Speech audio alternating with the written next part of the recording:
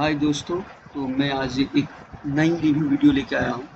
इस वीडियो में बंगाल फाइल्स की ऑफिशियल ट्रेलर को रिव्यू करेंगे।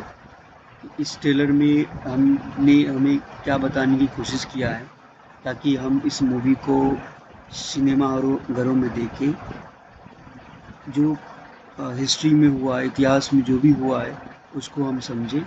तो सबसे पहले ट्रेलर स्टार्ट करते हैं और मैं एक्सप्लेन करते जाऊँगा साथ साथ ही कि क्या बताना चाह रहा हूँ।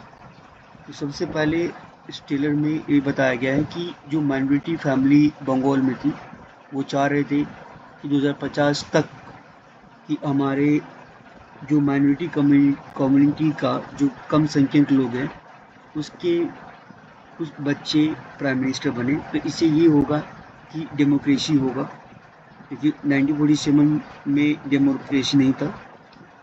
और ये जो मोस्टली ट्रेलर जो है बंगाल फाइल्स की, ये मोस्टली बेस्ड है बंगाल पे। तो बंगाल में ऐसा माना जा रहा था कि दो कॉन्स्टिट्यूशन होते हैं, मुस्लिम के लिए अलग होते हैं, हिंदू के लिए अलग होते हैं, ठीक है। और ये जो अभी आपने देखा इसमें अली जिन्ना है और गांधी जी है, ये इनके कन्वर्सेशन चल रहे हैं।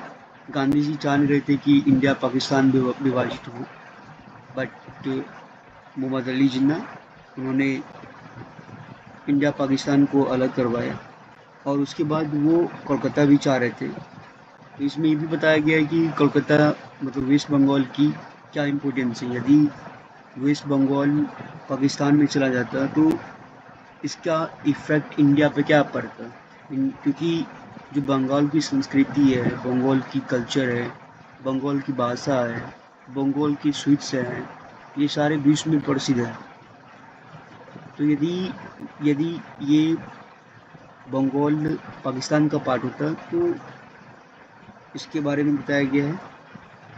तो ऐसा नहीं होना चाहिए था और हुआ भी नहीं। और इस मूवी में बहुत सारे ऐसे सीन हैं जहाँ पे हिंदुओं को बहुत ही टॉर्चर किया गया है, बहुत हिंदू मारे गए हैं। और इसमें ये भी बताया गया है कि यदि किसी जगह पे कुछ लोग आते हैं तो अपने राइट्स के लिए करने लगते हैं, उसकी संख्या बढ़ने लगते हैं तो अलग कंट्री डिमांड करने लगते हैं। वो चाहते हैं कि हमारा जो शहर है वो अलग एक कंट्री बन जाए। तो ये सारे जो ट्रू स्टोरी है ये बताया गया है। और मैं चाहूँगा कि ये मूवी जब रिलीज होगी 5 सितंबर को तो सभी को देखना चाहिए, क्योंकि ये हमारे देश की एक ट्रू स्टोरी है। और हमें इसको एज ए कोई अपनी पर्सनल